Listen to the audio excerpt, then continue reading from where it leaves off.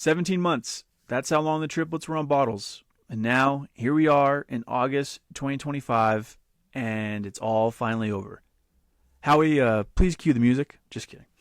No celebratory music for this episode, because as great as it is to not have bottles, it's still a bittersweet feeling. So I'll continue on that. So now I say goodbye to all the bottles we have to prep, all the bottles we have to wash, and watching those little Chub Scouts sit on their snuggle me's and down their bottles. All that is over.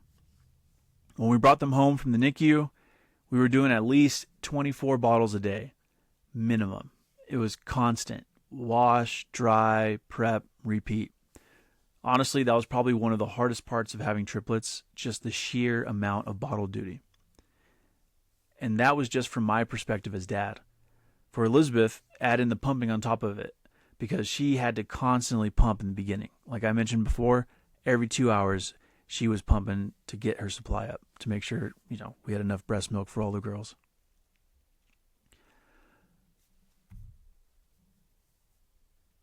Now that's all behind us, though. The days are long, but the weeks and years fly by. Thank you for tuning in, and welcome back to another episode of the Triplet Double podcast. My name is Isaiah Hernandez, and I am the proud father of 5 kids under the age of 5. 2 singletons, Logan and Layden, and of course my triplets, Amelia, Samara, and Nora. It's good to be back behind the mic after missing last week. I wanted to take a moment and thank you all who have been a part of this journey with me. If you haven't already, please make sure to subscribe to my podcast and follow along on social media. You can find me on Instagram, TikTok, YouTube, and Threads under the handle @Triplet Double. Let's move on with the rest of the show. Hang in there. I promise to not make you guys cry too much. Just a little bit. No, I'm just kidding. I'm just going to share a little bit about a big milestone, as you may have guessed based off my opening. We are done with bottles. And this didn't really hit me until a couple days after the girls were done. The last couple of months, they were only taking 1 bottle a day, and that was around 3 p.m. in the afternoon. So during the weekdays, I'm still at work, so I missed their last feed, except on the weekends. It was just weird. Only on the weekends I'd see them eat a bottle. So then, the other night, while the kids were asleep, Logan and Layden were down, the triplets were down. I walked into the kitchen and picked up a couple bottles the girls had been playing with earlier. And, first instinct is to put them away, either the dishwasher or the pantry. So I take them to the pantry, and Elizabeth tells me, hey, those don't go there anymore. And that's when it really sank in. I was like, oh yeah, they don't. And, when I had looked at that, when I had stopped to see that, think and look at the bottles, and, I looked at the pantry and it was completely empty, where it was replaced with another item, no longer filled with the bottles. That's when it really sank in. This stage is over. This whole era of our life is done. And you guys may be thinking well, not if you have another one, or you can always have more. And my answer to that is no. We knew ahead of time when pregnant with the triplets that it was time, to hang them up. I had actually scheduled my vasectomy prior to them being born, and I scheduled it. I think the earliest I was able to do was probably May, I think. So, a couple months after they were born. So I do that, and, long story short, I wasn't paying attention, and, this will forever be part of the story of my vasectomy, with Elizabeth especially, because I was dumb and I was not thinking more bigger than myself, of course. And I scheduled the vasectomy, and I scheduled it May 11th, and I was like, yeah, May 11th is fine. I was talking to the office admin, and so I scheduled it May 11th, and after I tell Elizabeth, she's like, that's Mother's Day weekend, and I had scheduled it Mother's Day weekend. So that was just a funny story. My mom was laughing about that, and Elizabeth laughs and teases me about that all the time. So I made Mother's Day weekend, which should have been about Elizabeth. It was about me also, because I was being a little bit of a wimp after the vasectomy. So, and that's another funny story I'll get into, because that whole vasectomy procedure, that may be my next episode. There's some good little laughs about that, but I'll get into that later. So I had actually, and even still tying back into the vasectomy story, one of the doctors, while we were getting ready to deliver the girls, she had actually came in and she checked on us, all that, right? And then she kind of got into a bit of a parenting moment, even though, Elizabeth and I are 30, but, still, I guess 30 is the new 20. We'd been in there in the room, and she had come up to us and, checked on Elizabeth, did all of her readings and all that. And then she said, hey, you guys got a plan figured out? Because when you have multiples once spontaneously, like how we did, she's like, the chances increase. So she's like, you got to be smart, and you got to make sure that basically don't do this again, because the toll it takes on the body and the risk that goes into a multiples pregnancy, it's just way too much. And also it's like, she knew we have five, we're going to have 5 kids now. So she's like, come on guys, like hang them up. Like, in the nice direct way that a doctor can tell you. Right. So she brought that up, and I was like, yeah, I got my vasectomy scheduled, a couple months. She's like, well, that's good, because, most will not, like most men won't, so she's like, she's like, I'm glad you're doing it. She was talking to Elizabeth. She's like, yeah, you got one of the lucky ones. So that was always a funny story, because she had come in a little sassy, direct, a little bit of that parenting tone, but ultimately she was looking out for us and Elizabeth, because that was good. And I think with our last 3 experiences, or I should say the previous 2 experiences with Logan and Layden, it always feels like the mom gets the short end of the stick, and that's tough because they're the ones carrying the team throughout this whole pregnancy. So that was a good moment. If you would have asked me 17 months ago, are you ready to be done with bottles? I would have been like, yep, peace, see you later. You know what I mean? Like, get those bottles, I'm done. But even now I still say yes, because like I look back and I still remember the hard times about it. But at the same time, I'm sad, because it really flew by. In the beginning, the days felt so long. 1 month in, 2 months in, 3 months in, every day felt like a marathon. I think most parents can relate to that. Like I said earlier, the days are long, but the weeks, honestly, they fly by. And now I look up and I've got 2 kids starting school, which is crazy, because usually, you get to pull the Band-Aid off and just do 1 at a time. Now I got 2 starting, and that's just wild to me now. 5 kids under 5, and already 2 of them are off to school. Time robs you of those little moments. I'd love to go back for just 1 day and see any of my kids at that tiny stage, drinking bottles again. I miss how small they were. I miss them as babies. But the baby era is officially over in our house. And that's okay. Elizabeth and I have come to terms that we are done having kids.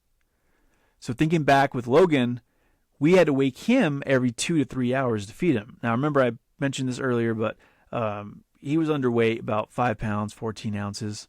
And if it was up to Logan, he would have slept through the night. But we had to wake him up to make sure he got enough to eat. And that one was tough, because I think when you go from being not a parent to waking up and having to feed a baby every 2 to 3 hours, especially when you don't really have any previous experience, like I never had that experience, that really hits you like a rock, because that's a big change for me. Elizabeth, she's just so much better at all those things. She was always an early bird. She has just always been like sharper when it came to waking up. Me, when it comes to waking up, it's just like I'm like a zombie. I'm like just a giant Snorlax. Just I can't move. It's hard, and that was a bit of a process. So I think that's why Logan's was tough. I think after we got through Logan and then we had Layden and the triplets, it got easier, but challenging in their own ways. So, that was Logan's background. Like Logs was a little guy. And with Layden, it was pretty much the opposite. She was over 9 pounds. She was a big girl. And her cheeks were so round, I used to call her Kirby. And I'll show this picture later. There's a picture of her yawning, like the first night she was born. And she's all snuggled, like, she's swaddled, has a beanie on, and she's yawning. and her cheeks are so round, and she looks like Kirby when he's swallowing a character and stealing their powers. Really funny. That's one of my all-time favorite pictures. So compared to Logan, she was easy because she would sleep through the night. Honestly, she really would. If we didn't have to wake up at least once to feed her, she would have slept 9 times out of 10. But she was just, in general, just pretty smooth. Like, she downed bottles pretty easy. Like, it was all good. And Elizabeth was, her supply was great. And so, like, when it came to breastfeeding, it was just super easy. And then came the triplets. And that was like getting hit with a wrecking ball. And I'm not exaggerating. I don't think there's no amount of prep that goes into this. You can be Batman himself, and Batman cannot feed. He cannot mentally be ready to feed triplets. I mean, if you know Batman, he's got everything down. But I think with triplets, even himself would be like, all right, we got to figure this out. And get Alfred involved too, because you need more than one man. So nothing really prepares you for the triplets. And it doesn't matter how many kids you've had before. I've had 2 before we had the triplets, and nothing got us ready for that. It's just a completely different beast. And you may have kids close in age. Well, close in age does not equal multiples, because again, they're in different stages. So Amelia and Nora came home first after just a couple weeks in the NICU. They were tiny, smaller than Logan had been, and we had to feed them about every 2 to 3 hours. So that one was already going back a little bit, to the Logan days. So, and that's hard because, again, you got more. It's not just one; you got 2 now. So that was a little different. So you always had to have 2 people get up when it came down to feeding. And then Samara was a bit of a different story. So we had shared, I think in my first episode, I shared about Samara's growth restriction that she had faced, and so that obviously could cause her to be very small, like under 2 pounds small. She was like 1 pound 9 ounces at birth. And she had spent 90 days in the NICU. So her diet, when she had came home, she was a little over 5 pounds. That was the criteria to get out of the NICU. Well, she's barely over 5 pounds, and she's almost 4 months old. Well, she's still smaller than Logan was, like when Logan was born. So just put that in perspective. So Samara still needed that strict every 2 to 3 hour schedule, even around 3 months, by the time she came home. And so now instead of 2, we had 3 babies all needing our attention.